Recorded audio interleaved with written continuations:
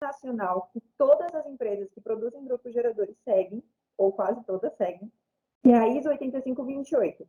Ela determina quais são os padrões para serem utilizados nos grupos geradores. E são sempre grupos geradores com motores de combustão interna. Existem grupos geradores de turbina, coisas e afins, né? Modelos diferentes. A gente fala sempre aqui que a ISO 8528 foca nos motores a combustão interna.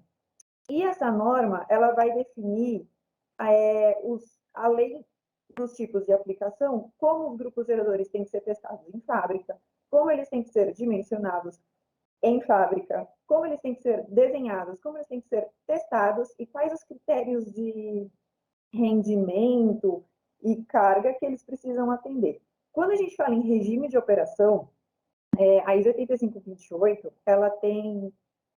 São 3 principais, que um deles é duplo. Vamos falar que são 4 regimes principais. O primeiro é o de emergência, ou stand-by também. Então, é um outro termo também bastante utilizado. O que é o regime de emergência? O gerador vai estar ali instalado, pronto para entrar em operação, sempre que a energia elétrica principal falhar. Então, eu estou aqui operando normal, com a rede elétrica, está tudo funcionando bem, deu um vento forte, começou alguma chuva, explodiu algum transformador no caminho, e a energia caiu. A partir do momento que a energia cai, por conta de uma emergência, o grupo gerador é que parte e que passa a alimentar a sua carga. E aí, nesse caso, o grupo pode trabalhar com cargas variáveis, só que ele tem limite de hora no ano. Nesse caso, ele pode trabalhar com 200 horas anuais. Tá? Isso é no caso de emergência. Quando a gente fala em prime, ele tem o prime limitado e o ilimitado. Quando a gente fala em limitado, significa que ele tem limite de horas no ano. Esses limites de horas são 500 horas anuais, mas o grupo gerador pode trabalhar com cargas variáveis, pode oscilar a quantidade de carga que ele está alimentando.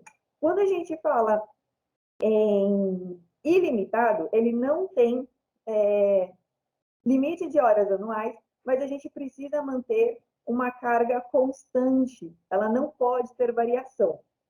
E quando a gente fala em aplicação em contínuo, a gente está falando num grupo gerador que vai trabalhar 24 horas por dia, 7 dias por semana, operando sem parar. Tem uma revisão na ISO agora, que tem um regime a mais, mas é um regime especial, que é para data center, que é o data center contínuo. Aí existem alguns critérios adicionais, como estabilidade da rede, quantidade de grupos geradores que vão estar operando em paralelo ou não, se tem redundância ou não. Essa é uma classificação à parte. Antes a gente tinha as 3 principais, standby, prime e contínuo. Agora a gente tem essa adicional, que é o de data center, para casos de centro de dados. Local da instalação, muito importante. A gente precisa sempre considerar, quando a gente vai selecionar um gerador, onde a gente vai instalar. O gerador vai estar instalado num local aberto ou num local fechado. Eu tenho uma sala especial para esse gerador, eu tenho um espaço coberto, definido, para instalar esse equipamento, passar cabeamento e tudo mais, ou não, eu não tenho. Vai ser um lugar aberto, de repente pode ser que tenha muita poeira, particulada de suspensão no ar, vai passar muito caminhão. Onde eu vou instalar? Baseado onde eu vou instalar, precisamos pensar. Tanque de combustível. Eu tenho espaço para instalar um tanque de combustível externo, ou eu posso usar o tanque de combustível que muitas vezes já vem na base do gerador. É importante. Outro nível, outra informação também que tem que ser considerada é o nível de atenuação. Eu preciso de um gerador, ou que ele esteja instalado num ambiente que tenha um controle alto da emissão de ruído, ou o ruído nem é tão problemático, assim a gente pode dizer, porque eu já estou num canteiro de obra, de repente, já tem bastante barulho, eu tenho britadeira, eu tenho caminhões, eu tenho betoneiras, muitas coisas ali já criando um certo ruído de fundo tão alto quanto o barulho do gerador. Então, são coisas importantes que a gente precisa considerar, principalmente o ponto deles de ser um lugar abrigado, uma sala já pré-construída, ou não tenho nenhum local, preciso de um gerador, entre aspas, plug and play. Então, eu só chego ali, coloco ele ali e já posso começar mais ou menos a operar. Eu vou explicar as duas diferenças. Quando a gente pensa em local de instalação, a gente precisa levar em consideração alguns fatores. Onde eu vou colocar? Se eu vou colocar nesse espacinho aqui da minha obra, que aqui eu sei que não vai atrapalhar ninguém, que não vai ter trânsito de pessoas, não vai ter trânsito de veículos. Nesse lugar, eu tenho espaço suficiente para fazer a movimentação e o posicionamento do meu grupo gerador? A gente precisa considerar isso. Já vi alguns casos que o gerador ficou entalado porque queriam colocar ele no subsolo e não tinha espaço na rampa. Ou colocaram ele num lugar tão apertado e tão fechado que não tinha fluxo de ar o suficiente para ele funcionar. Então, é importante considerar onde eu vou colocar para ver se eu tenho movimentação, se eu tenho ar circulando em volta, se eu consigo fazer o posicionamento correto desse equipamento. Onde vai ficar o quadro de distribuição e as chaves comutadoras de transferência? Estão muito longe. Se estiverem muito longe, a gente tem perda de comunicação e de tensão, dependendo da distância onde está grupo gerador e quadro. O ideal é sempre colocar próximo. Para longas distâncias, a gente tem normas ABNTs brasileiras que ajudam tanto na seleção do dimensionamento da bitola dos cabos, quanto com o despotenciamento, né, a perda de tensão que acontece devido a longas distâncias. Então, o ideal é sempre que seja próximo o gerador e os quadros de transferência. Ramificações do circuito de aquecimento e de arrefecimento, carregador de bateria. Eu vou precisar desses acessórios? Se eu vou precisar, onde é que eu consigo instalar o grupo gerador para que eu consiga ter todos esses benefícios junto com o meu equipamento? Outro ponto que é muito importante considerar é a contenção em caso aconteça derramamento acidental dos líquidos do motor. Pode ser vazamento de combustível, pode ser vazamento do óleo, pode ser vazamento do líquido de arrefecimento. Todos esses líquidos, esses fluidos, eles são contaminantes. E a gente não pode, de jeito nenhum, deixar esses fluidos derramarem diretamente no solo, porque isso pode dar contaminação e aí a gente entra num problema ambiental enorme. Então, é muito importante considerar no local da instalação, por exemplo, uma bacia de contenção ou um piso impermeabilizante que não deixe, caso aconteça, não é que vai acontecer, mas a gente tem que pensar em todos os possíveis problemas, caso aconteça qualquer vazamento, que esse líquido não penetre no solo e não contamine o solo ali no seu local. Tá?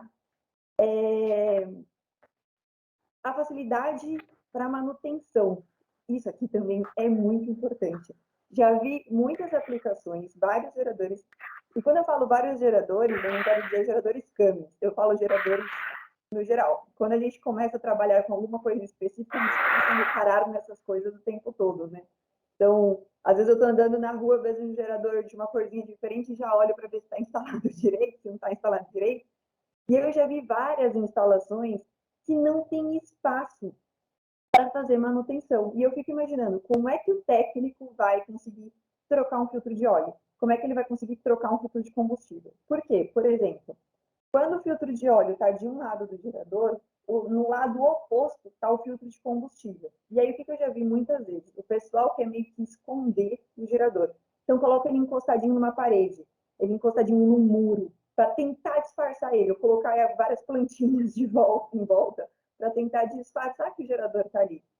Mas a gente precisa pensar que para o gerador funcionar de maneira ideal, ele também precisa de manutenção. O técnico precisa lá olhar para ver se o filtro não está saturado, se todos os chicotes estão funcionando bem, se a bateria está com carga.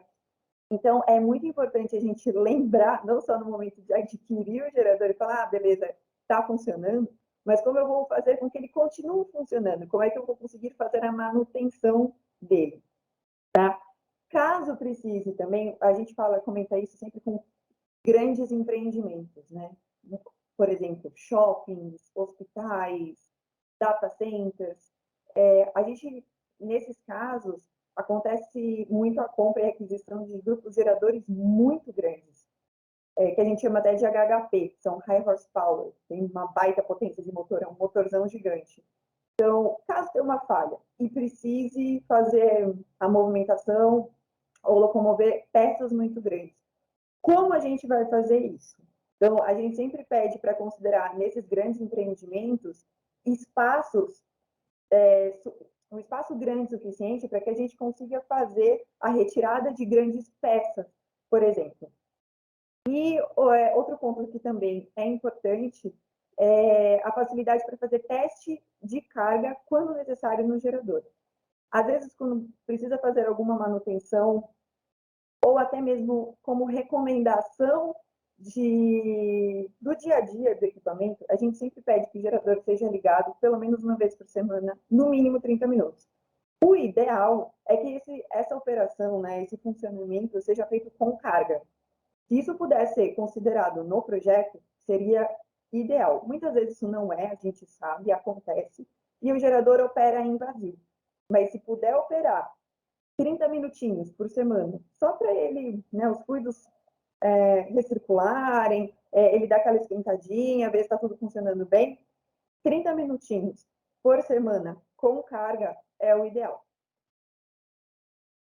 Quando a gente também fala em local de instalação, que eu tinha comentado, a gente tem, eu citei que pode ser um local fechado, que é o que a gente chama de sala, ou um local aberto, uma área aberta. Quando a gente fala em uma sala, a gente pode colocar grupos geradores assim, o que a gente chama de geradores abertos, porque eles não têm uma carenagem. Então, a gente pode colocar os geradarzão assim, o que a gente já conhece bastante, né, de vista, motor, alternador, controle, radiador. E aí, quais são as facilidades da sala?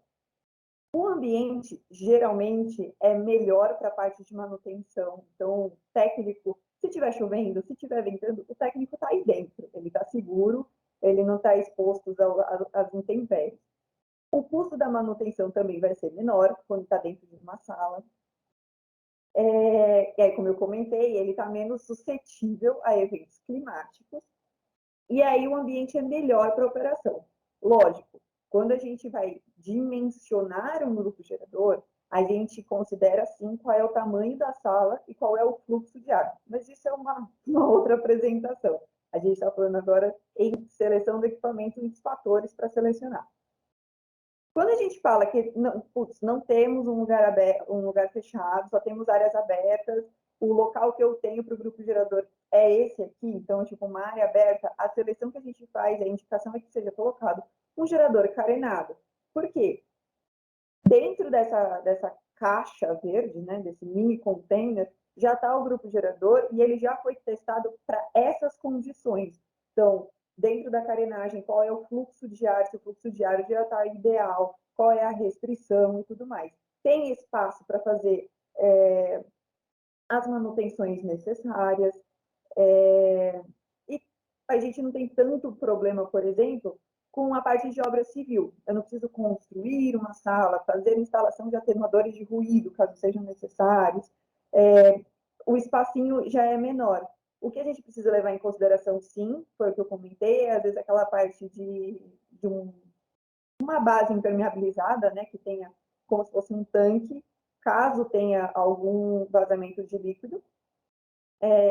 Ele pode ficar ao tempo, porque a carenagem já foi feita especialmente para isso, então ela vai suportar sol, calor, chuva, vento, sem danificar o equipamento. E a instalação, nesse caso, do gerador com a carenagem, é uma instalação um pouco mais rápida. Porque aqui é só a parte de conexão de cabos, o gerador já está ali e vamos embora. Vida que segue. Na parte de sala, a gente tem alguns fatorzinhos a mais para considerar, como eu comentei, os kits de atenuação, as passagens de cabo ideal, se é por cima, se é por baixo, os silenciosos e afins. Então, é importante a gente considerar, para a seleção do grupo gerador, qual é o local onde eu vou instalar esse equipamento. Vamos para mais um fator para a seleção, o combustível.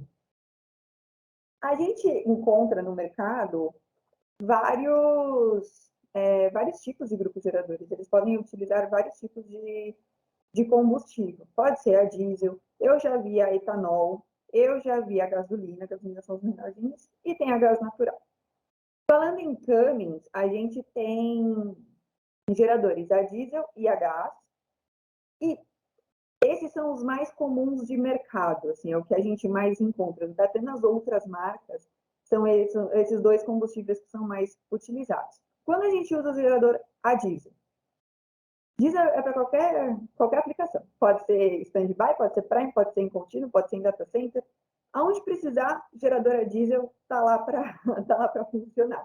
Ele suporta maiores picos de carga. Eu já vi testes de gerador com 2.500 kW, que eles colocaram os 2.500 kW de uma vez só. Foi 100% de carga numa paulada, era um gerador a diesel. Ele aguentou, ele não desligou, porque muitas vezes ele pode não aguentar toda aquela carga de uma vez só, ter uma variação muito grande de tensão e de frequência, e aí o controle do equipamento, por segurança, ele manda desligar, fala, opa, variou demais, para. Eu já vi teste de colocar, teste real, assim, era num banco, e aí a gente colocou 100% de carga de uma vez só, o gerador deu uma oscilada normal, porque vai oscilar, mas ele não desarmou, estabilizou e continuou alimentando toda aquela carga, os 2.500 uma paulada só. Então, ele suporta esses maiores picos, né? Essas maiores variações. Quando a gente fala de geradores a gás, eles já não têm essa estabilidade. O gerador a gás, por ser um outro ciclo, o motor, né? O motor a diesel é o ciclo diesel, e o motor a gás é o ciclo Otto, e aí a gente tem diferenças nas taxas de compressão, nas pressões internas dos cilindros. Geradores a gás não suportam picos muito grandes. Então, a gente precisa escalonar a carga até chegar em 100% da carga do gerador. Geralmente, a gente trabalha entre 25% e 30% da carga quando a gente trabalha com geradores a gás natural. Como eu falei que o gerador a diesel a gente pode colocar em qualquer aplicação, o gás a gente também consegue colocar em muitas aplicações, mas ele é mais indicado em operações em contínuo. Ele pode trabalhar com standby, ele pode trabalhar em prime, não tem problema nenhum, mas ele é mais utilizado em contínuo. Por quê? Quando a gente utiliza geradores a gás, muitas vezes a viabilidade financeira do projeto se dá porque a gente faz a cogeração. Então, a gente, além de gerar energia, eu estou gerando calor que vai me ajudar no sistema de ar-condicionado. Ou, se, por exemplo, está numa indústria, e aí eu consigo gerar vapor para algum processo nessa indústria. Então, o gerador a gás, geralmente, ele está mais aplicado em operações em contínuo. O gerador a diesel, ele tem também uma resposta mais rápida. Então, quando eu coloco carga ou eu tiro carga, ele oscila, é normal, de todo o equipamento, mas a estabilização dele acontece de uma maneira muito mais rápida do que quando eu vejo geradores a gás. Né? O gerador a gás vai demorar 15 minutos para estabilizar, eu estou falando em segundos. O gerador a diesel consegue, até 10 segundos ele já está super bem, super estável, 5 segundos, vai 5 segundos ele está estável e 10 segundos está o gerador a gás até ele conseguir voltar nas condições normais de operação. Existe uma norma internacional também que chama NFPA 110, que os grupos geradores a diesel, eles cumprem. É uma norma mais americana, mas vocês devem saber, tem muita norma americana que acaba se expandindo para o mundo inteiro. Então, o que a NFPA diz? A NFPA 110 diz que o grupo gerador tem que estar ali, a partir do momento que caiu a concessionária, até 10 segundos depois, toda a minha carga já tem que estar sendo alimentada pela minha fonte de reserva, né, pelo meu gerador a diesel. E os geradores a diesel, que utilizam geradores combustível diesel, eles têm essa velocidade na resposta. Então, eles conseguem, até 10 segundos, já está tudo iluminado, tudo funcionando de novo, energia abastecendo todo o empreendimento. Ele também faz as partidas em até 10 segundos, como eu comentei, ele tem um aceite de até 100% da carga numa única etapa. Ele tem uma melhor resposta transiente, eu vou falar de transiente um pouquinho mais para frente, mas transiente nada mais é do que essas oscilações de tensão e de frequência. No diesel, a gente tem o tanque de armazenamento de combustível, então pode ser tanto na base do gerador como um tanque externo. E não tem limitação mesmo para as aplicações nos locais mais remotos. A gente consegue colocar gerador a diesel em mineradoras onde não tem a rede elétrica chegando. Quem fornece energia para aquela mineradora, por exemplo, é um gerador a diesel. A gente não tem limitação. Já nos geradores a gás, a gente não tem como colocar tanques de combustível. Os tanques de gás não são muito recomendáveis pelo consumo do combustível, né? Porque dependendo da operação, como eu comentei, é muito contínua a aplicação de geradores a gás. Então, o consumo do tanque vai acabar sendo muito rápido, você vai precisar trocar sempre. Mas a vantagem é que nos grandes centros a gente já tem aquele gás encanado, gás natural. Então, você não precisa ter um tanque. Muitas vezes, o combustível já está chegando na porta do seu empreendimento, você só precisa fazer a tubulação até o gerador a gás, e ali ele vai ter sempre o combustível disponível, o que já é uma vantagem também. Tá? Então, essas são as considerações para a gente fazer em relação aos combustíveis, sendo gerador a diesel ou gerador a gás. Como eu comentei, a gente tem a parte do tanque de combustível, mas também é importante a gente pensar na qualidade e na quantidade do combustível. Uma regrinha básica para vocês, de repente ajuda, vale anotar. Dependendo, quando o gerador está, a gente vai utilizar um gerador em modo de emergência ou stand-by, os geradores a diesel, eles têm uma regrinha, eles consomem aproximadamente, tá aqui, ó, 0,26 litros de diesel por hora por quilowatt nominal, durante a sua operação com plena carga, ou seja, então vamos pegar aqui, tem um exemplo. Eu tenho um gerador de 1.000 kW. Se eu usar essa regrinha do 0,26 litros por hora, significa que para gerar esses meus 1.000 kW de potência nominal, ele vai consumir 260 litros por hora. Por isso que a gente sempre comenta essa regrinha, é importante a gente ter isso na cabeça, porque é um jeito fácil de calcular qual é o tamanho do meu tanque de combustível. Se meu grupo gerador falar, olha, minha rede elétrica aqui, ela oscila muito, ela falha muito, talvez eu precise de um meu gerador por muitas horas, talvez a gente precise de um tanque muito grande.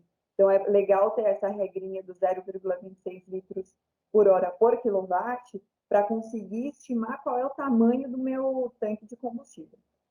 Se não for uma operação de muitas horas contínuas, o grupo gerador, na grande maioria das vezes, ele já tem um tanque na base.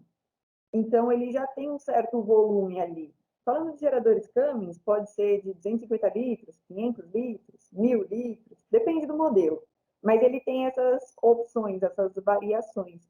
Então, é legal a gente saber quantas horas o gerador vai operar, por isso que o regime de operação foi o primeiro fator que eu comentei, porque aí eu consigo estimar quanto de combustível ele vai consumir durante as horas de funcionamento. Mas o que é mais importante do que saber a quantidade de combustível é ter em consideração a qualidade do combustível. Aqui no Brasil, a gente tem a Agência Nacional do Petróleo, ela incentiva que o nosso diesel tenha uma porcentagem de biodiesel misturado. Se eu não me engano, agora a gente já está em 10%. Então, do nosso diesel, 10% é biodiesel. E o biodiesel, ele é feito, pode ser de milho, pode ser feito de soja, tem várias fontes, mas ele facilita a proliferação de micro-organismos dentro do diesel. Então, assim, se o diesel ficar muito tempo parado, ele pode ter esse aumento dessa proliferação de micro-organismos no próprio diesel. Como tem o biodiesel, acontece um fenômeno de decantação, que é o que a gente conhece muitas vezes por borra, então fica uma borra no fundo do tanque, pode ser que aconteça. E se o grupo gerador, como eu comentei, que é legal a gente ligar o grupo gerador 30 minutos, toda semana, se o grupo gerador não é ligado, fica aquele diesel só parado ali, aquela borra pode entrar na bomba de combustível e nos bicos injetores, entupindo. E dependendo do caso, não dá para desentupir. A gente precisa trocar todas essas peças. Então, assim, o diesel do Brasil, tem biodiesel misturado, não tem como fugir, o diesel utilizado é assim, o único diesel que não tem biodiesel, até a última pesquisa que eu fiz, é só o diesel para a parte marítima, aí é 100% diesel mesmo. Mas, como a gente tem esse biodiesel misturado, é muito importante a gente levar em consideração essa parte da manutenção do tipo, putz, vamos ligar 30 minutinhos por semana só para aquele fluido recircular e aí a gente não ter grandes problemas. Como eu comentei também, a gente tem a parte do tanque de combustível, então pode ser um tanque externo, porque meu gerador vai operar muitas horas, ou às vezes acontece, eu tenho muitos geradores operando todos ao mesmo tempo, ou opera um e o outro não, operam dois e um fica parado, e eu quero ter uma reserva de combustível maior. Então, a gente pode considerar um tanque externo. Como a grande maioria das aplicações, esmagadora maioria das aplicações, em stand-by, é só quando a concessionária local falha e para de fornecer energia, muitas vezes o tanque na base do grupo gerador está até aqui indicado, seja ele aberto ou seja ele carenado, ele vai ter aqui embaixo, né, que a gente chama no skid, chassi ou base, embaixo, ele tem esse tanque. Então aqui a gente tem uma vista em corte da nossa base e o tanque de combustível é justamente esta parte aqui, tá? Então, assim, para a seleção de um grupo gerador, é importante a gente pensar nisso, na quantidade de horas de operação e se o meu tanque de combustível que eu já tenho disponível é o suficiente para a minha aplicação ou não. Excelente. Vamos lá agora para mais um fator para seleção, que é do grupo gerador, que é a seleção de fase. O grupo gerador pode ser monofásico ou trifásico. Não tem problema nenhum. Existem as duas opções no mercado. A gente pode selecionar um gerador trifásico para alimentar cargas monofásicas? Pode, não tem problema nenhum. A gente tem só que distribuir as cargas em cada uma das fases do meu gerador. Só que nessa distribuição, a gente precisa levar em consideração que está tudo equilibrado. Eu não posso ter um desbalanceamento muito grande entre uma fase ou outra, porque isso pode gerar problemas no grupo gerador, no alternador. Ele vai estar desbalanceado. Então, lógico, existe uma pequena, uma tolerância, né? Mas existe uma tolerância de desbalanceamento. Cada alternador vai ter uma tolerância diferente, cada marca também tem uma certa tolerância, e essas informações, muito geralmente, estão na folha de especificação técnica do alternador. Então, assim, todas as grandes companhias, eles têm sites públicos onde você consegue encontrar documentação técnica do equipamento, aí tem do grupo gerador, aí tem só do motor, só do alternador. Grande parte das informações de desbalanceamento a gente encontra na folha de dados do alternador daquele equipamento. Caso não tenha, não vale a pena, né? Não custa nada a gente entrar em contato com aquela empresa e perguntar qual que é o fator de desbalanceamento entre fases que pode ser utilizado. Existem algumas aplicações também que falam, eu comprei um gerador trifásico, mas eu quero transformar ele para monofásico. Posso? Pode, não tem problema. Mas quando a gente faz essa reconexão do alternador, né, a gente muda o fechamento dele para ele deixar de ser trifásico para ser monofásico, a gente tem uma perda de potência. Via de regra, a gente perde mais ou menos 1/3 da potência. Então, a potência final vai ser de mais ou menos 2/3 da potência nominal do gerador trifásico. Tá? Então, eu tenho um gerador trifásico de 100 kW.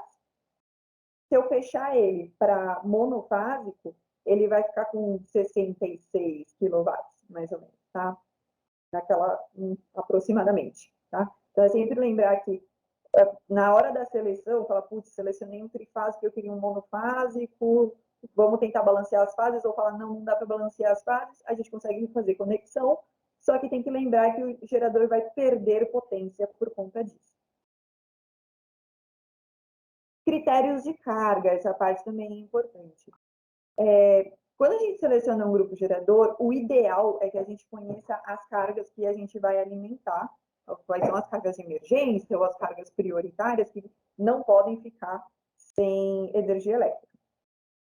Só que quando a gente faz essa seleção, é muito importante a gente lembrar que o grupo gerador, independente da marca, ele precisa operar com, no mínimo, 30% da sua carga nominal. Ou seja, eu tenho um gerador que a potência nominal dele em stand-by é de 100 kW.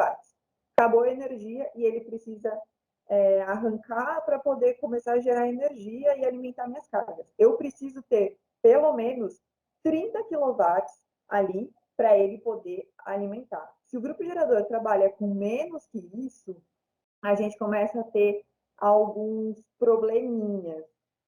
Óbvio, não é um problema que vai acontecer. Hoje eu liguei meu gerador, ele estava com 25% de carga, amanhã ele está dando pau. Não, não é assim. São problemas que vão se acumulando com o tempo.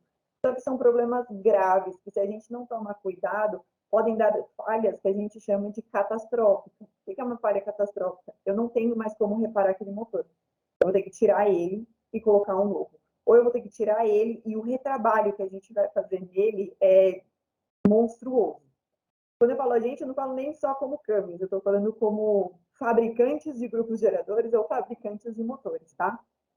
Então, por exemplo, trabalhando com menos de 30%, ele começa a ter um excesso de acúmulo de carbono, de fuligem, dentro do motor. E essa fuligem prejudica os movimentos de rotação que a gente tem dentro do motor, ele passa a contaminar outras coisas, ele contamina óleo, ele contamina o diesel, então é ruim.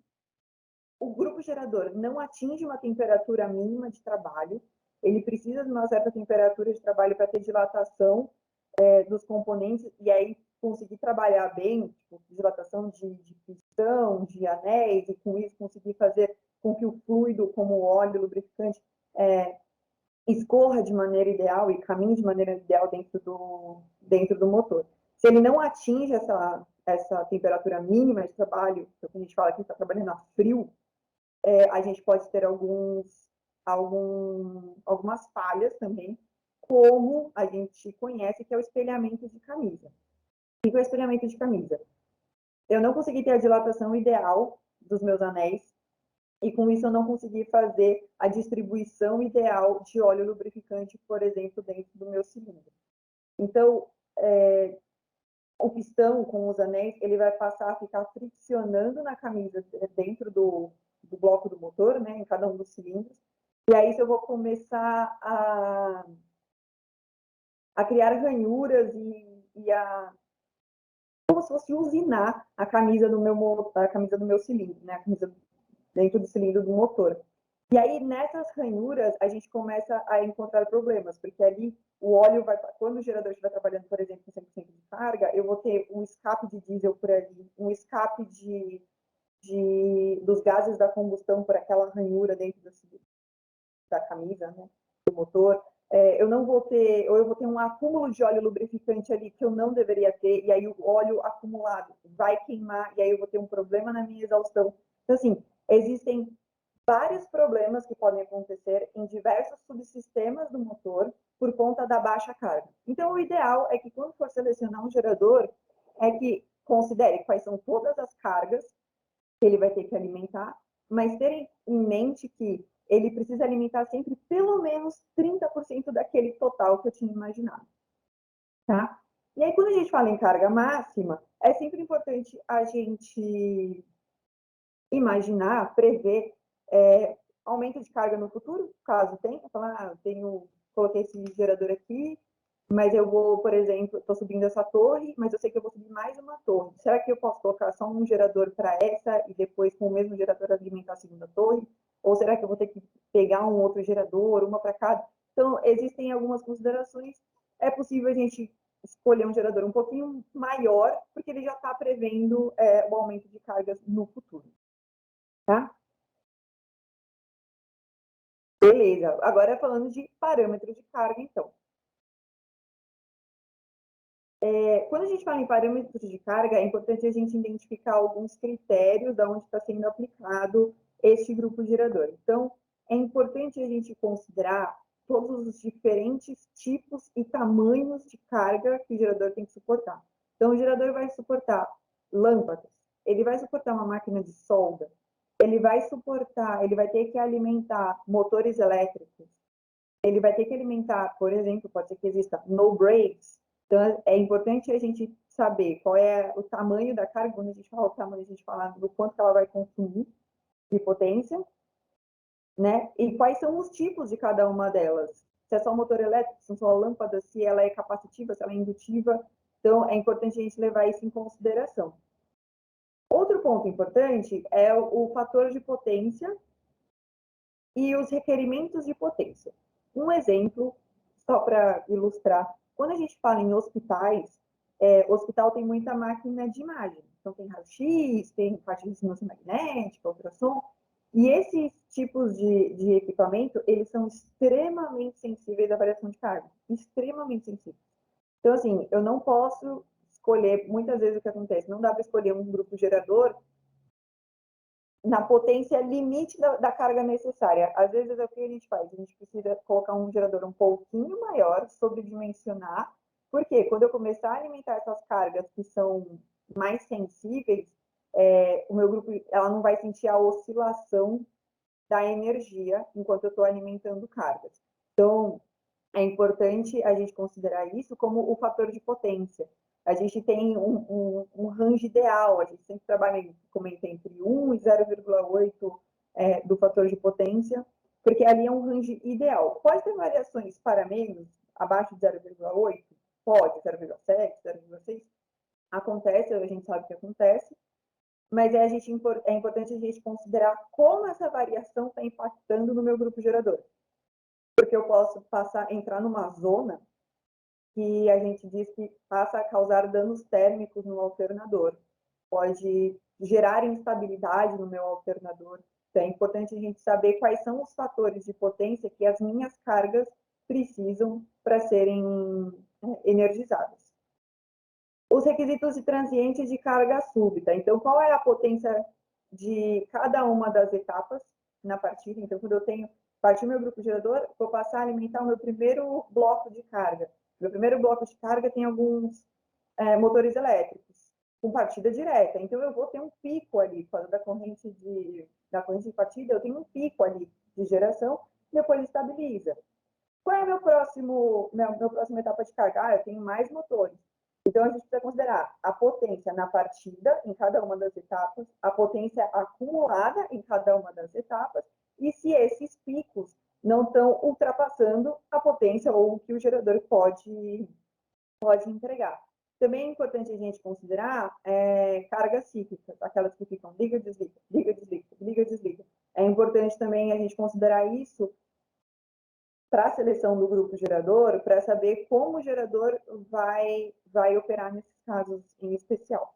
E também tem as características de cargas não lineares. Eu vou falar um pouquinho mais para frente sobre harmônicos, mas assim, praticamente tudo na nossa vida hoje tem geração de harmônicos, faz parte do nosso dia a dia, e esses harmônicos precisam ser levados em consideração no momento da seleção do grupo gerador, para que a gente não prejudique nem a carga por uma oscilação de energia, uma energia sem qualidade, nem o grupo gerador, porque ele fica nessa oscilação o tempo inteiro. Mais para frente eu vou falar um pouquinho sobre cargas harmônicas. Como eu comentei, né, quando a gente fala de parâmetros de carga, a gente precisa considerar as variações de queda de tensão em cada etapa, e também as variações de frequência em cada uma das etapas. Então, quando a gente faz a seleção, fala, eu tenho todas essas cargas aqui, vamos ver o que eu preciso alimentar primeiro, ou o que é prioritário, o que não é, o que pode ser alimentado depois. A recomendação sempre que a gente faz é que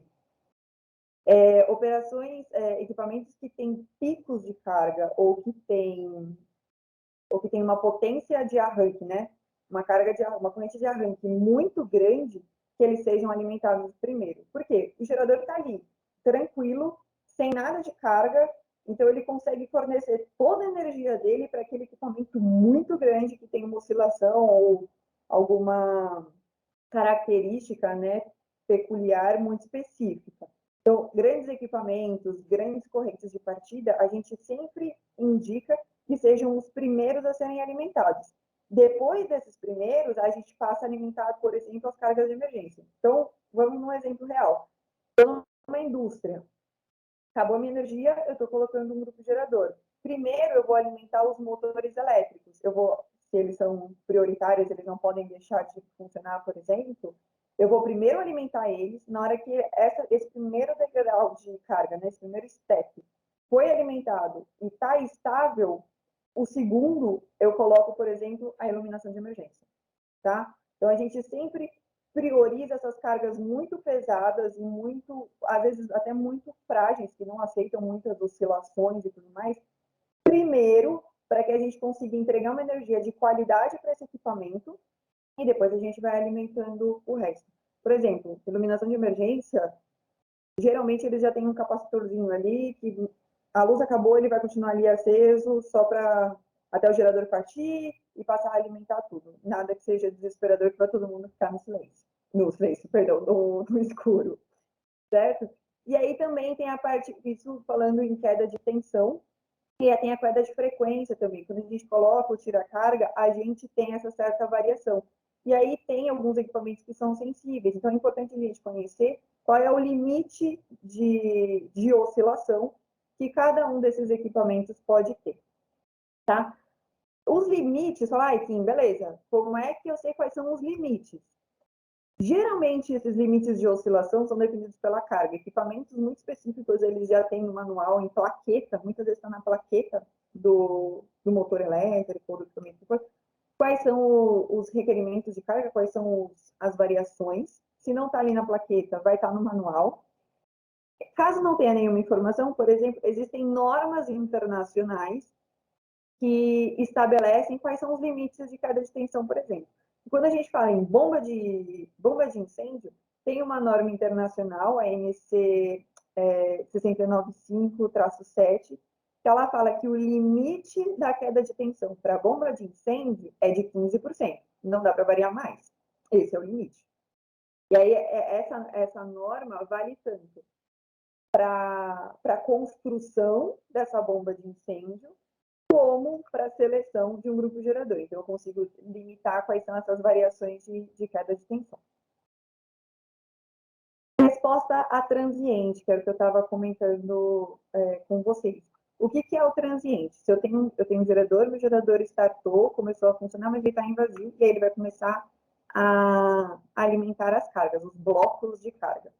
A partir do momento que ele começa essa alimentação, fechou a primeira chave, fez a primeira transferência, automaticamente o grupo gerador, independente da marca, independente da cor dele, ele vai ter uma variação. Ele é uma máquina limitada. A gente comenta sempre que, por exemplo, a rede elétrica concessionária, a distribuidora local, ela é uma fonte infinita de energia, porque a gente tem o quê? Uma hidrelétrica, ou várias hidrelétricas ali mandando energia o tempo todo.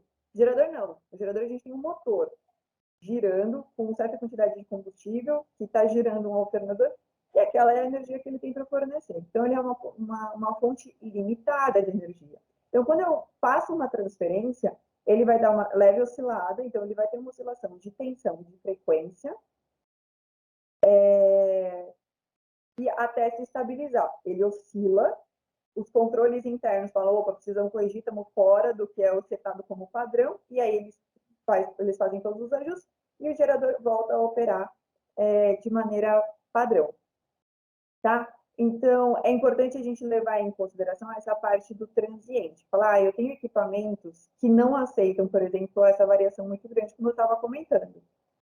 Eu preciso ter pequenas oscilações. Então, se eu tenho pequenas oscilações, eu coloco mais steps de carga, para ele ir alimentando as cargas aos poucos, para a gente não ter oscilações tão grandes. Agora, se eu não posso ficar sem energia, preciso colocar só tem uma transferência, preciso alimentar tudo de uma vez só, também é possível, só que a variação esse transiente, né, esse desempenho de transiente, ele vai ser um pouquinho maior, a variação vai ser um pouquinho mais acentuada nesses casos. Então, assim, a gente tem algumas regrinhas para delimitar, por exemplo, qual é a queda de frequência ou a queda de tensão. Se eu tenho uma carga que ela é muito sensível à variação de frequência, ela precisa que a frequência seja estável,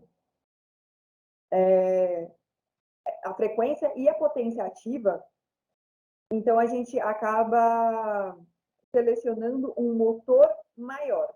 Então, se eu tenho um motor maior, a partir do momento que eu tenho a adição um descarte de carga, ele sofre menos com essa movimentação de abrir ou fechar chaves de transferência. Então, assim, quanto menor a variação da frequência, maior tem que ser o meu motor. Quando a gente fala em queda de tensão, a gente não fala mais no motor, a gente fala no alternador. Então, se eu tenho uma carga que não pode oscilar muito a tensão, ela não aguenta uma oscilação muito grande, eu preciso ter um alternador maior para que quando eu tenha essa adição ou descarte de carga, eu não tenha uma variação tão grande.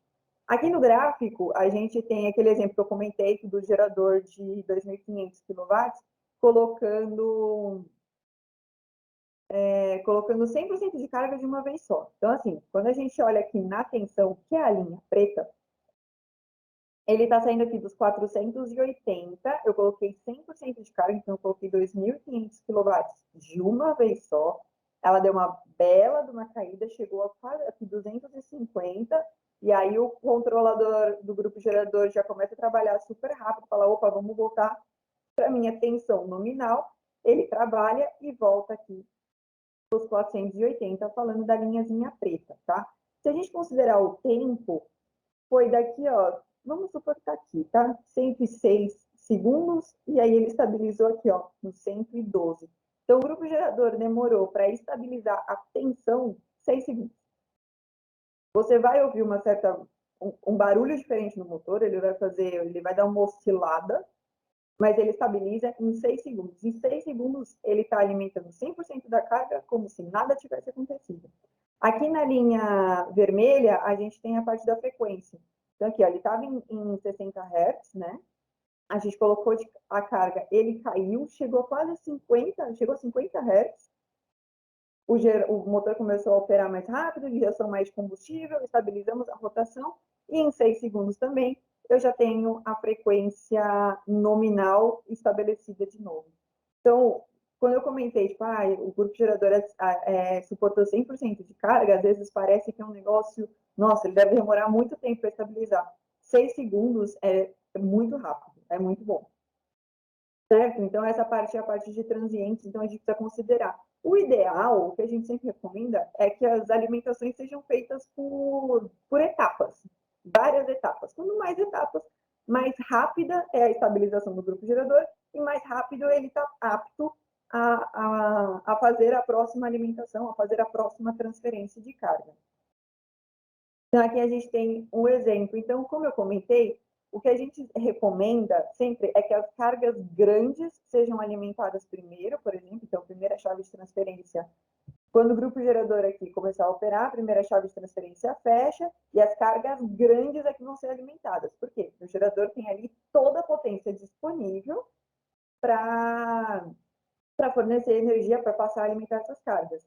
A segunda chave de transferência vai passar a alimentar as cargas essenciais. Então, pode ser o insuflamento no elevador não, perdão, na escada, porque causa de cascadas com pressão, então, insuflamento de ar, pode ser algumas iluminações de emergência, pode ser a parte de elevador, então, tudo isso tem que ser levado em consideração na hora das etapas de carga. Mas aí entra a segunda etapa, é sempre as cargas essenciais. E, por último, vem as cargas não essenciais. Elas são aquelas que dá para esperar uns 15 segundinhos até voltar a ter energia. 15 segundinhos não vai matar ninguém sem ficar sem energia elétrica. Certo? Essa é uma das recomendações também na hora que a gente faz a seleção de um grupo gerador. Considerar quais são as cargas, considerar o quanto elas conseguem suportar da oscilação de tensão de frequência e quais são as minhas cargas prioritárias, não prioritárias e quais são minhas cargas grandes. Então, é importante a gente levar isso em consideração também. O limite máximo de queda de tensão é óbvio, cada aplicação é uma aplicação, tudo é muito individual, é muito especial. Então, mas quando a gente não tem um valor definido, o que a gente utiliza é entre 20% a 35% de queda de tensão, no máximo, em cada uma das etapas, tá? E não em relação à potência nominal do grupo gerador. É importante a gente levar isso em consideração. Caso a gente tenha cargas muito sensíveis, é legal a gente utilizar o PS para fazer aquela alimentação das cargas prioritárias, ou que elas não podem ficar sem energia. Especificar qual é a capacidade máxima de KVA de partida do motor, então, tipo, qual é o tempo de recuperação e da tensão nominal, perdão, que tem que ser no mínimo de 90%, isso também está com base numa norma internacional. E tem a parte de excitação por PMG. PMG é uma característica especial que tem nos geradores da Cummins, que é um gerador de imã permanente. O que é esse gerador?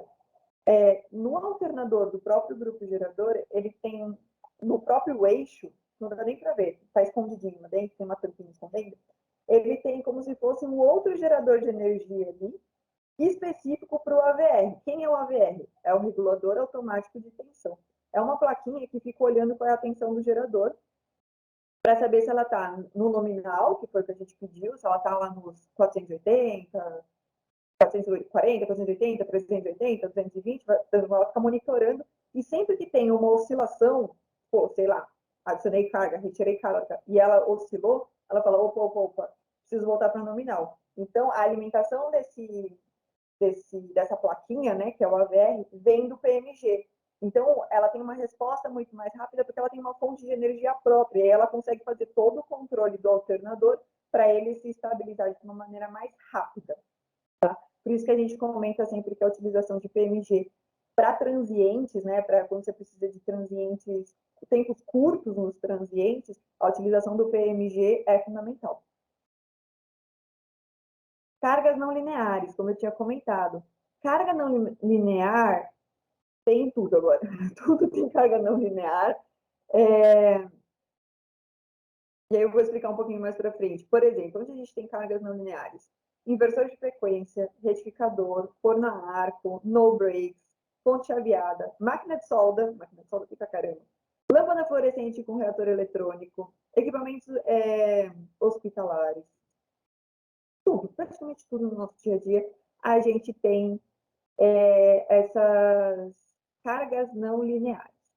O que acontece? A gente tem toda a carga elétrica, ela é alimentada por uma onda senoidal natural ideal, que aqui no desenho seria essa vermelhinha.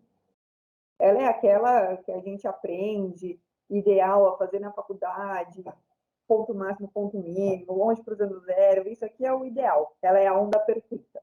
Só que as distorções harmônicas, elas são distorções, elas causam deformações nessa onda ideal, quando a gente está alimentando a cargas não lineares. Então, quando eu tenho esses harmônicos, e aí eu vou somando esses harmônicos, né, essas outras curvas, né, essas outras ondas senoidais, a minha onda principal e natural, ela acaba sendo deformada, porque eu vou ter que somar a linha vermelha, por exemplo, a linha roxinha que está aqui, que é um terceiro harmônico, ou o verdinho, que é um quinto harmônico, ou um marronzinho, que é um sétimo harmônico, e tudo isso eu estou somando na minha onda senoidal perfeita. Então, a minha onda real de tensão e de frequência que eu estou entregando, ela já não é mais perfeita, ela não é aquela senoide bonita que a gente aprende muitas vezes na faculdade.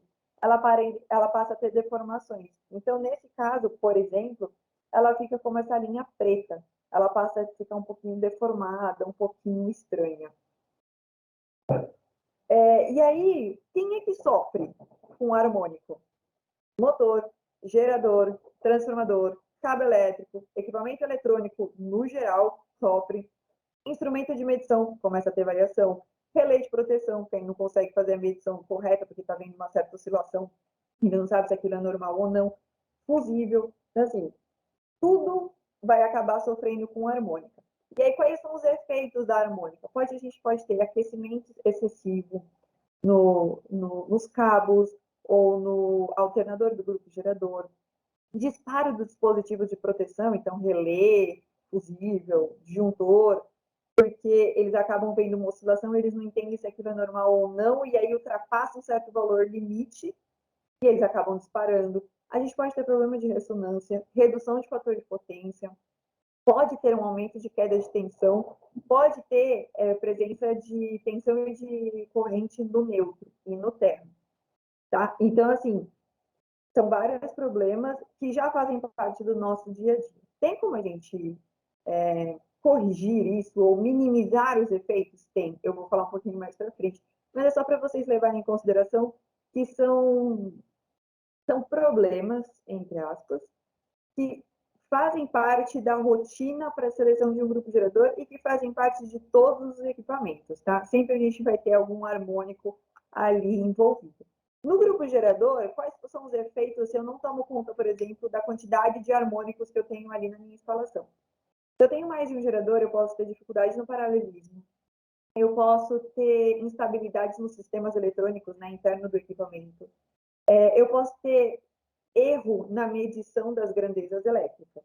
Então, assim, eu posso ter sobreaquecimento no meu alternador, e aí com esse sobreaquecimento durante muito tempo, eu posso ter um derretimento, a gente acaba prejudicando o verniz que é passado nos fios de cobre, no enrolamento de embobinado de cobre interno do alternador, e isso pode no futuro gerar problemas também.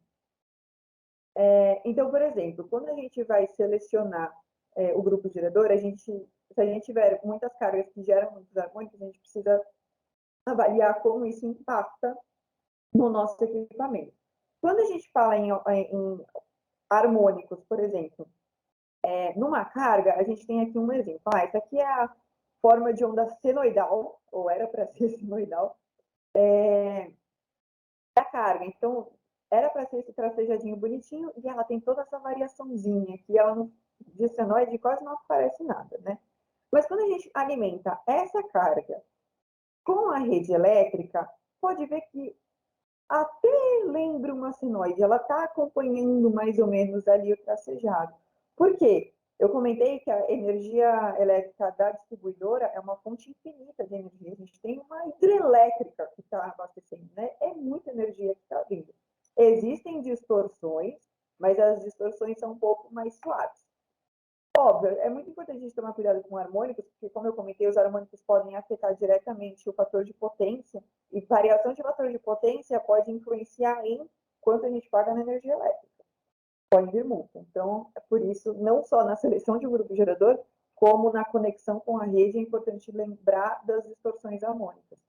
Mas voltando aqui, quando a gente vê resultante na rede, fica um pouquinho mais amigável o gráfico. Agora, se a gente pegar essa mesma forma de onda da carga e jogar no gerador, fica parecendo quase que o Batman. Distorce muito, é absurda a distorção. E isso vai prejudicar não só o grupo gerador, mas a carga em si. A carga não vai funcionar do jeito que ela deveria funcionar. E aí, Kim, como é que a gente soluciona esse problema? Falou vários problemas, falou, nossa, que horroroso, como é que a gente faz? Existem filtros para retirar os harmônicos, né, para limitar a quantidade de harmônicos que estão sendo geradas pelas cargas, mas também a opção de sobredimensionar o gerador. Se eu tenho uma instalação que tem muita harmônica, eu posso pegar um gerador um pouquinho maior, porque mesmo que ele tenha um pouco de oscilação, se ele for um pouquinho maior, ele suporta essa variação.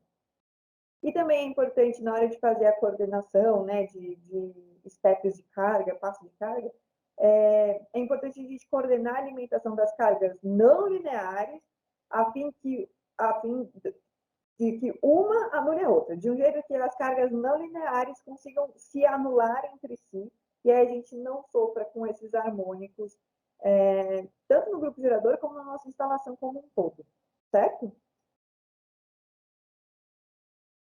E aí, considerações importantes para a gente fazer a seleção do seu fornecedor de grupo gerador.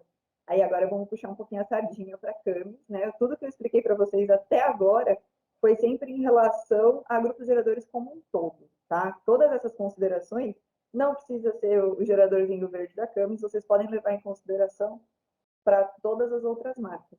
Mas e quando selecionar qual é o fornecedor? O fornecedor tem uma estrutura de pós-venda boa, adequada, com técnicos treinados e técnicos próprios.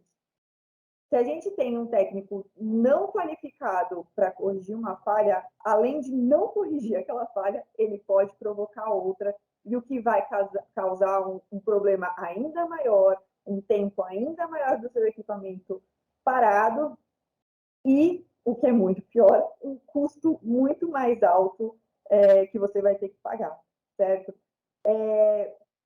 Qual é a distância também entre a distância física, né, entre esse seu representante e a assistência técnica mais próxima? Grupo gerador, quando a gente fala em gerador, ele é um item crítico, ele é um item de emergência. A gente viu muito isso nesse momento de pandemia, lá no começo, né, que começaram a subir vários hospitais de campanha e tudo mais, e aí o hospital de campanha precisa de gerador para ontem, correndo. Então, onde eu vou pegar gerador? Onde é que, beleza, eu vou pegar um gerador, mas onde é que eu tenho assistência técnica? Ela é perto, ela é longe? Se meu gerador falhar, quanto tempo vai demorar para o meu técnico chegar? Então, é importante a gente levar isso em consideração.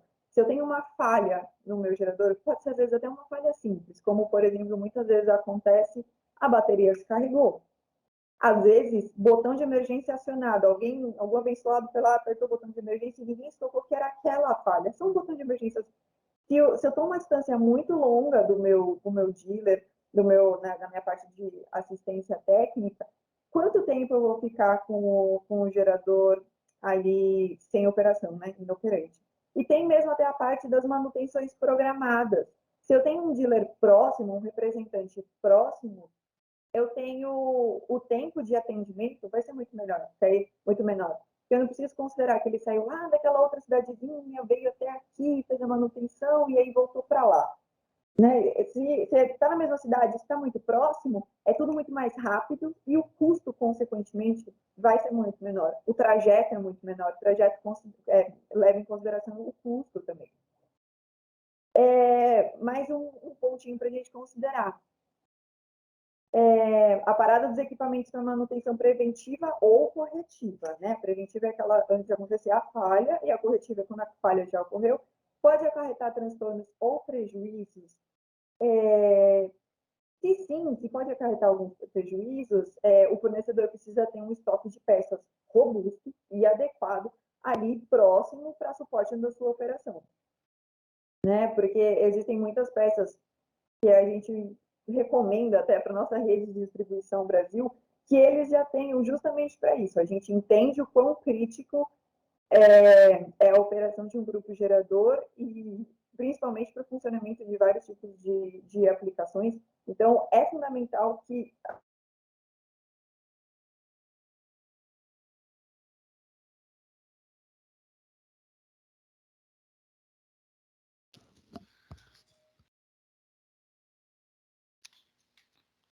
Gente, só um instantinho que a Kim está voltando.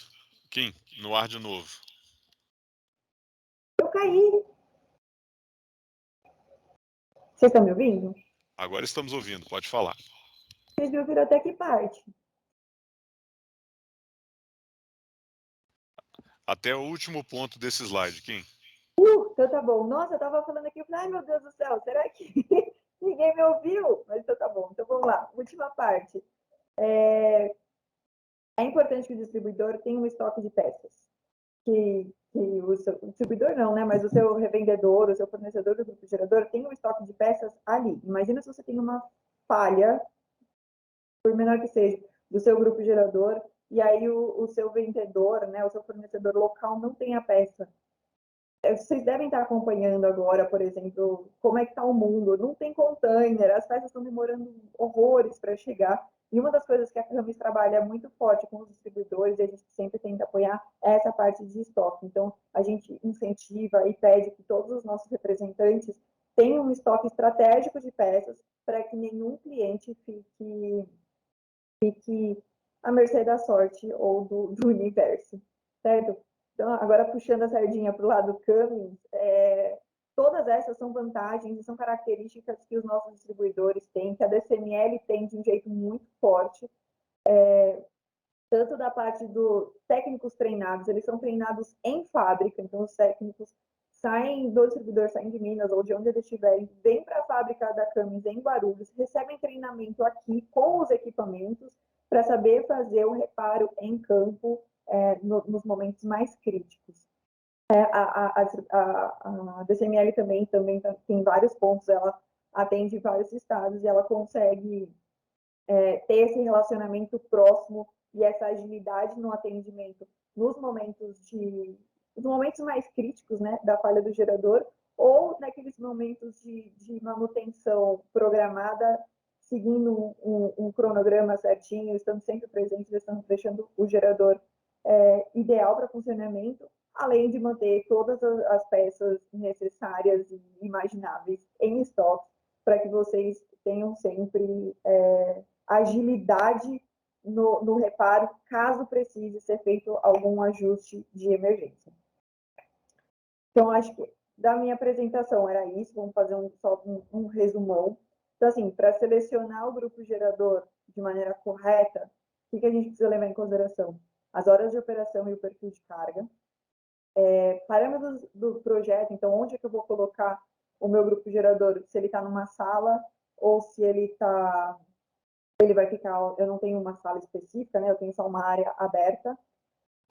Identificar os parâmetros de carga sempre que possível, né? Se a gente tiver essas informações, é muito importante. Ter cuidado com as exigências de partida de motor e conhecer aqueles limites de queda de tensão e de frequência que eu comentei. Considerar sempre aplicações de carga em etapas. Quanto mais etapas, mais rápida a estabilização do grupo gerador. E se, de repente, se tem alguma legislação local ou o cliente exige por exemplo, nível de emissão de poluentes. No Brasil, a gente não tem nada específico ainda, está trabalhando, né? O governo está tentando colocar leis que limitem a quantidade de poluentes, mas a gente não tem nada definido, porém, existem muitos clientes que já estão pensando na frente, já falando, eu quero um equipamento que tenha controle de emissão. Então, a Cummins também já tem uma linha de produtos que tem um controle super rígido da emissão de poluentes e particulados na atmosfera. Então, são pontos a se considerar. Certo? Essa foi a minha apresentação, mas eu gostaria de fazer acrescentar uma informação para vocês. A gente tem um site da Cummins que chama Power Switch. É esse aqui em cima. Depois a gente passa para vocês o nome certinho, o link, mas é powerswitch.cummins.com. Ele é um site aberto, ele é um site público. Qualquer um pode ter acesso. Na página, que já está logado com o meu nome aqui, mas na página inicial você só solicita, tem duas opções. Se você já é um funcionário Cummins ou um distribuidor, ou se você não é um funcionário Cummins, é um cliente. Vocês vão nessa segunda opção, e aí vocês fazem um cadastrinho lá, colocam as informações, então nome, endereço, país, e acho que é onde trabalha. É bem simplesinho o formulário. Aí com certeza todos vocês vão ler todo aquele termos de aceite, né, que são várias páginas. Ninguém vai clicar direto no aceito e vamos embora, mas tudo bem. Então é só fazer esse preenchimento. A segunda tela que vai aparecer é tipo, confirma que as informações que você passou estão certas. Você só faz um checkzinho rápido para ver se está tudo certinho, estando certo, conclui, e aí rapidinho você já vai ter liberado o seu acesso ao Power Switch. No Power Switch, que é essa página principal dele, depois que você fizer seu login, ele tem várias documentações técnicas, tudo que você quiser saber dos produtos da Cummins, relacionados à geração de energia, né? Então, grupos geradores e painéis, a gente tem aqui dentro. Então, tem folhas de dados técnicos, especificações técnicas, desenhos do grupo gerador, desenho de painel, diagrama elétrico, desenhos de acessórios, a gente tem tudo aqui. Mas não era isso que eu queria comentar. A gente tem dentro do Power Switch uma ferramenta muito especial, que ela chama GenSize, e é essa daqui. Tem o GenSize, que é a ferramenta de dimensionamento para um gerador, e tem esse Switch Size. O Switch Size é a ferramenta de dimensionamento para chaves de transferências e painéis especiais. que eu quero comentar com vocês hoje é o Gensize. Então, é só clicar aqui. Essa aqui é a carinha do Gensize. Ele está carregando, foi. Então, aqui eu consigo criar novos projetos do Gensize. Eu posso criar um dimensionamento. Eu posso receber compartilhado, por exemplo, a DCML faz um dimensionamento e fala, Kim, fiz esse dimensionamento aqui, mas não estou confortável, ou queria mudar de gerador, o que você acha que a gente pode melhorar? Eles podem compartilhar comigo, através disso aqui, né? Eu consigo compartilhar o meu dimensionamento com outro engenheiro para ver o que ele acha, me dar sugestão e tudo mais. A gente consegue editar, e aí, através dessa ferramenta, a gente, com base nas cargas que a gente tem, a gente consegue selecionar um grupo gerador. Então, eu vou passar para vocês, é só um exemplo, tá, gente? É bem básico. Deixa eu abrir isso aqui. Esse aqui eu já tenho. Né? Eu tenho vários, né? Então, aqui, deixa eu abrir aqui para mostrar para vocês. Só para vocês entenderem. A primeira página, ele vai me pedir para eu colocar qual é o nome do projeto, se eu tenho algum comentário, país onde eu estou colocando o projeto, quantidade de grupos geradores que eu quero utilizar. Nesse caso em especial, a gente queria usar geradores nacionais, a gente não queria gerador importado, então a gente calculou que seriam mais ou menos 6 geradores em paralelo, mas pode ser mais, pode ser menos, pode ser um gerador só, não precisa paralelar nada. Qual é a carga mínima permitida do grupo gerador? Então, 30%. E aí, quando a gente tem esse izinho do lado, significa que a gente pode clicar e ter mais informações. Aqui fala que a carga mínima permitida deve ser entre 10% e 30%. A gente recomenda sempre mínimo 30%, não abaixo de 30%, tá? Limite máximo do grupo gerador, então 100%. Queda de tensão, então aqui a gente vai preenchendo com todas as informações que a gente tem no nosso projeto. Máxima queda de tensão, aqui essas informações são standard, tá? 35%, 10%. Você pode colocar de acordo com o seu projeto em especial, altitude e temperatura do meu local de instalação. Primeiro, essa primeira caixinha é em pés e graus Fahrenheit, a segunda caixinha vai ser sempre metros e graus Celsius, tá? Então, por exemplo, se eu mudar 1 metro, aqui eu vou colocar em 500 metros, automaticamente já muda aqui, tá? Beleza? Se eu tenho limites de emissão de poluentes, eu tenho, não tenho, EPA, a mais conhecida é a EPA, que é a dos Estados Unidos, ou a da Europa, da União Europeia. Mas aqui no Brasil, geralmente, a gente coloca como sem preferência. Qual é o tipo de aplicação? Mas aí aqui é só para a gente conseguir fazer alguns filtros. Qual é o tipo de combustível? Eu tenho diesel, propano, gás natural, lean burn, que são geradores com gás natural de baixo poder calorífico, ou não tem preferência, fala, qualquer gerador aí, o que você tem. Aqui, nesse caso, era diesel, frequência 60 Hz, operação, nesse caso, era em stand-by, era trifásico, e a tensão era de 380. E esses são os parâmetros do meu projeto. Quando eu começar a fazer os parâmetros, depois que eu atualizar os parâmetros, ele vai pedir para eu começar a selecionar. Deixa eu minimizar aqui. Ele vai pedir para eu começar a selecionar cargas. Então, aqui eu tenho várias cargas que eu posso colocar. Eu tenho carga de iluminação, ou ele chama de carga leve. Eu tenho carga de ar-condicionado. Eu tenho cargas de carregadores de bateria. Eu tenho cargas que podem ser de equipamentos hospitalares, que é o que a gente conhece como equipamentos de imagem, que são os mais críticos dentro de um hospital. A carga de motores elétricos, eu posso selecionar. Eu tenho carga de bomba para combate ao incêndio. Cargas de UPS, pode ter. Uma carga específica fala assim, caramba, eu tenho uma carga aqui que é, não sei, de freezer, por exemplo. Não é nenhum desses, não vai entrar como ar-condicionado. Então, não tem problema, a gente pode clicar aqui como carga, nova carga do usuário e colocar as informações. Aqui eu tenho carga de solda também, que é uma carga bem específica, e cargas em gerais, assim como tomadas, né? São cargas mais genéricas. Então, por exemplo, vamos abrir aqui, clicar aqui numa carga de solda. Eu posso renomear, então vou colocar como solda 1, e aí eu vou colocar qual é o kVA ou a corrente dessa minha máquina de solda em regime, quando ela já está operando, quantos amperes ou kVA. E depois ele me pergunta também qual é a potência ou a corrente de pico dessa minha máquina de solda, tá? Então, não sei. Sim.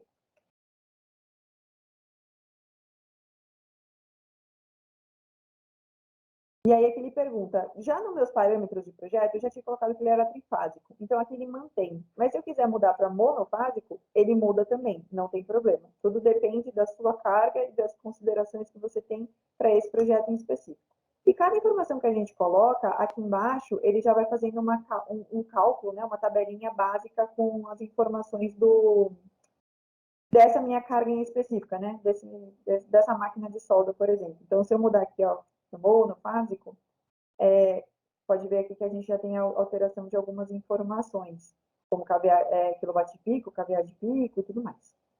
Certo? Feito isso, a gente pode clicar em concluir. Ok. Eu criei uma nova carga aqui, eu tenho uma nova carga que está aqui, ó. Todas essas cargas aqui, ó, cargas, secador, moinho, nananana, bomba, elevador, são todas as cargas que eu criei, tá? Para esse projeto. A carga de solda está aqui, ó.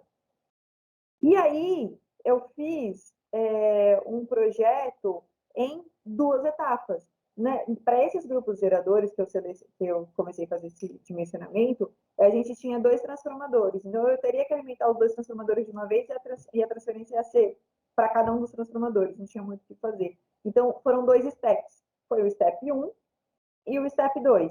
Então, eu falo, caramba, então, beleza, vamos fazer o step 1? Então, a gente pode ou clicar na carga, arrastar e jogar até aqui, que a carga vai ser adicionada. Deixa eu cancelar. Ou eu posso clicar com o botão direito e eu colocar editar etapa. E aí aqui eu vou colocando cada uma das cargas que eu quero, por exemplo, para a etapa 1. Tá? E aí a gente depois fechar e recalcular. Fechar. E aí aqui eu fiz a minha etapa 1 e a minha etapa 2. Depois que eu tiver todas as minhas cargas carregadas e minhas etapas carregadas, a gente pode pedir para a ferramenta dimensionar. Fala, bom, coloquei tudo que eu tinha. Todas as minhas cargas estão aqui, eu vou fazer essas transferências e acabou. Então, beleza, a gente clica para dimensionar o projeto. E aí, o Gensize ele vai pensar com base em todos os grupos geradores que a gente tem na Camis, qual seria o ideal para a sua aplicação. Nesse caso, ele está me indicando, lembra que eu tinha comentado que eram 6 geradores em paralelo? Ele falou, ó, o ideal para você é os que estão em verdinho. Então, é o C500D6E. Então, você vai usar 6 desses geradores, e aqui estão as informações do gerador. E aqui embaixo a gente tem algumas informações sobre o projeto. Super legal, a gente consegue ver quais são os requisitos que a gente colocou, o requisito em regime de steps de carga. A gente tem as informações do grupo gerador, detalhes de desempenho em transitório, perdão. Então, aqui a gente tem quais são os limites estabelecidos e quais foram as quedas. Então, aqui eu tinha, por exemplo, um limite de 35% e a minha queda de tensão por etapa foi de 17%, pelo menos na primeira etapa. Na segunda, meu limite era 35% e minha queda máxima foi de 10%. A mesma coisa acontece aqui para a frequência. E o comentário é caso a gente tenha escrito algum comentário lá no início. Isso é muito legal aqui, vendo, mas esse software também gera relatórios. Não pode ser um relatório simples, como qual é o gerador recomendado, pode ser um relatório um pouquinho mais de informação, que é o gerador, mais as características do step de carga, né? Então, mostrando quais são as cargas e as variações. O último é que vai ter as informações também com as variações da carga, então quanto variou, aparece um gráfico no finalzinho. E aqui é a opção de todos os reportes. Se eu clicar aqui em todos os reportes, deixa eu abrir aqui, ele vai abrir um documento, assim, então ele vai te falar, olha, esse é o relatório que eu estou te passando para esse projeto em específico. Então, ó, eu te selecionei esse gerador, o C500D6E, qual era o projeto? Esse era o projeto desse cliente em específico. Opa! E aí ele vai te colocar todas as informações que a gente já colocou lá, agora numa forma de um relatório final com todas as informações. Então, quais foram os requisitos do projeto, quais foram os requisitos de pico e em regime para o grupo gerador, Então, aqui, por exemplo, o meu grupo gerador, eles vão trabalhar alimentando todas as cargas, eles vão trabalhar com 82,8% da capacidade nominal. Qual é a configuração do grupo gerador? Então, todas as informações, qual é o alternador, se ele tem PMG ou não, nesse caso tem, qual é o motor dele, qual é o combustível, todas as informações, as características físicas do nosso grupo gerador, e aquele, depois ele passa a apresentar as informações do projeto. Então, quais foram as cargas? Estão todas aqui. Quais foram os steps de carga? Como é que foi dividido? Qual foi o pico? Qual foi a somatória, né, de picos ao longo de todas das transferências? Então, toda a minha etapa 1 ele está aqui descrevendo. A gente tem a etapa 2 também. Esse aqui é um relatório longo, deixa eu passar mais rápido. Tem a etapa 2 também. E no final, o que eu quero mostrar. Aqui ele não mostrou o tempo de recuperação, mas a gente sabe que a queda de tensão está dentro dos limites.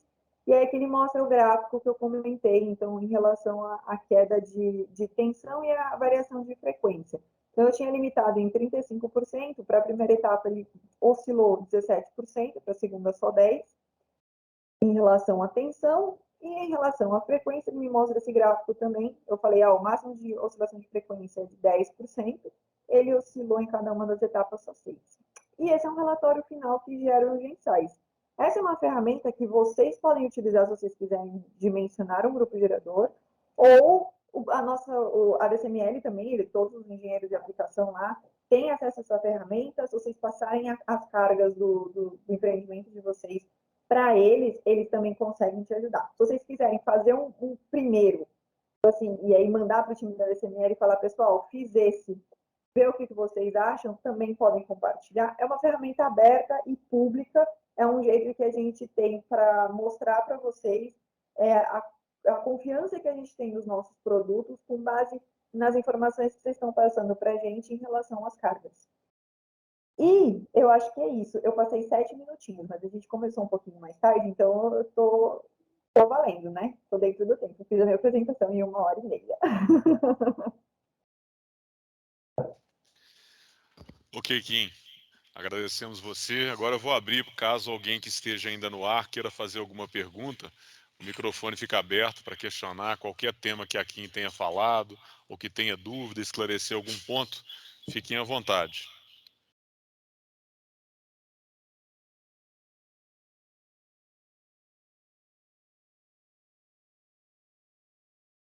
Alguma dúvida, gente? Alguma questão que vocês queiram colocar, queiram perguntar? Eu vou só reforçar o que a Kim disse, né? A nossa equipe aqui da DCML, ela tem um grupo de engenheiros de aplicação que estão disponíveis para qualquer tipo de projeto, qualquer tipo de esclarecimento, dimensionamento, dúvidas. Nós estamos à disposição, desde um projeto pequeno a um projeto de grande geração. Estão todos os profissionais à disposição de vocês, as portas estão abertas para esclarecimento, para o que vocês precisarem. É importante ter essa abertura, né? A Kim já falou do programa que fica aberto ao público, então não tenham dúvidas, não tenham dificuldades aí no dia a dia, basta consultar os nossos colegas, os nossos profissionais aqui, que nós estamos inteiramente à disposição de vocês, tá bom? Alguém quer colocar alguma coisa, algum ponto? Boa noite a todos. Eu gostaria que falasse um pouco sobre o controlador do gerador Cummins, parte de monitoramento remoto. Legal. A gente tem vários tipos de modelo de controlador da Cummins. A gente chama eles de Power Command, o nome comercial deles. Então, é o Power Command ou PCC. Então, tem desde do 0500, 1.1, 2.2, 2.3 e 3.3. Assim, são vários modelos, cada um tem características diferentes, né? O 0500 ou 1.1 são os mais básicos, o 3.3 é o que a gente tem de mais avançado e tecnológico, e todos eles a gente tem comunicação com uma outra caixinha, né? Um outro sistema de monitoramento remoto, que é o Power Command Cloud. Então, a gente tem duas opções. Tem o Cloud, que é por internet, e tem o LN, que é o Local Network. Então, a gente tem como fazer o monitoramento dos grupos, não só dos grupos geradores, como também das chaves de transferência. Então, existe um sistema de monitoramento remoto, ele vai te passar todas as informações, as mesmas informações que a gente vê no painel do gerador ali fisicamente. Se a gente tem esse sistema de monitoramento remoto, a gente consegue ver tanto por um site na internet, do próprio Power Command, como a gente também consegue ver pelo aplicativo no celular. E esse aplicativo ou no site, você consegue fazer configurações para caso tenha algum alarme, alguma falha, ele te mandar avisos, notificações no celular, ou enviar informações por e-mail, ou as duas coisas. Ou nenhuma das duas coisas, se você não quiser. Mas a gente tem um sistema de monitoramento remoto, sim, que a gente consegue monitorar não só os grupos geradores, como também as nossas chaves de transferência. Entendi, Kim. Bacana. Eu gostaria de saber também se é possível fazer alguma parametrização desse controlador à distância, potência reversa, se eu consigo fazer algumas manipulações em termos se eu modificar um coordenograma ou algo do tipo, e eu não precisar ir até o campo para me poder fazer essa parametrização. Eu consigo, à distância, ter o acesso para me poder fazer toda essa parametrização. Parametrizar, não, você não vai conseguir mudar o que já está setado no controlador, mas você tem algumas funções à distância, sim. A gente consegue fazer a arranque e parada à distância, tem algumas pequenos ajustes que a gente consegue, sim, mas parametrizações mais pesadas, né, de potência reversa ou coisas assim, precisa ser fisicamente no painel do grupo gerador. Ok, mas eu tenho algum software que a própria Camis consegue nos fornecer para o cliente, para a gente poder fazer isso em campo. Eu necessito de um apoio da Camis e está sempre solicitando. Nesse caso, Luiz e Daniel, se vocês tiverem isso, vocês podem me corrigir, mas o que eu sei é que, nesse caso, o correto é vocês contatarem o distribuidor Camis para que ele possa fazer essa parametrização e ajustes de acordo com o que você desejar para o equipamento. Ok, obrigado. É isso mesmo, o que a Kim falou. Nós agradecemos aí a sua pergunta, acho que foi esclarecedora para todos os outros, né? Que normalmente as perguntas são comuns para muitas pessoas, mas acho que foi bem interessante. Alguma coisa a mais? Alguma pergunta, gente?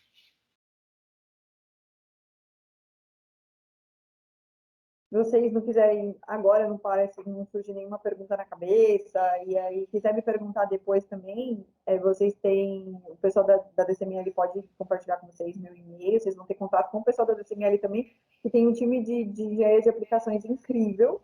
Eu trabalho com eles diretamente, diariamente, então eu sei que eles são muito bons. Então, qualquer dúvida, se vocês agora não tiverem, mas depois tiverem, falar, putz, queria saber tal coisa, vocês podem ficar à vontade, falar com o pessoal da DCML ou falar comigo que a gente esclarece. Ótimo, Kim. Então, queria colocar mais alguns pontos rapidamente. Primeiro, que a Sandra deve enviar para vocês aí do CICEPOT uma avaliação. É importante que todos preencham e devolvam, até como sugestões, né, para próximos seminários, para solicitação de temas, né. Provavelmente a gente já vai até avisar que no próximo ano nós devemos fazer, junto com a comissão, um seminário voltado para a parte de manutenção, especificamente. Se Deus quiser, até lá as coisas presenciais já vão estar mais fáceis, né? E é um tema muito interessante. Nós temos engenheiros de aplicação, engenheiros de manutenção específicos para geradores. Nós vamos estar divulgando isso no futuro breve, se Deus quiser. E preencham essa folha exatamente para pedir, solicitar novos treinamentos, novas informações. É importante esse retorno de vocês para que a gente possa, a cada dia, melhorar a nossa atuação e atender as necessidades de vocês, que são o alvo do nosso trabalho. Isso Outra mesmo, coisa ô importante, Luiz. desculpe. Desculpa, né? Eu só ia reforçar mesmo, que é importante, né, para o CICEPOT, para a comissão, para os parceiros, para que a gente possa estar trazendo conhecimento relevante mesmo para o associado. Ótimo. E assim, por último, eu queria agradecer, em primeiro lugar, a comissão de equipamentos, né, aqui representado pelo Luiz Kremer, que falou no início. Agradecer ao CICEPOT pela oportunidade, uma entidade de classe super forte, representante aqui dos empreiteiros de Minas Gerais, né? E agradecer a Camis também, a Kim, pela palestra, pelos esclarecimentos e por nos ajudarem no dia a dia a trazer essas soluções importantes, às vezes em operações remotas, em situações de difícil acesso à energia da concessionária. Muito obrigado a todos, né? Uma Nós boa noite. agradecemos também, bom viu, descanso. Luiz? Em nome do CICEPOT, agradecemos em nome da comissão, vocês já são parceiros fiéis. Esperamos continuar juntos por muitos e muitos eventos aí. Se Deus Eu quiser. agradeço o convite. Obrigada, gente. Foi uma honra. Obrigada. Obrigado a todos. Boa noite, gente. Boa bom noite. descanso. Obrigada. Até Boa logo. noite, pessoal. Tchau, tchau. Obrigado.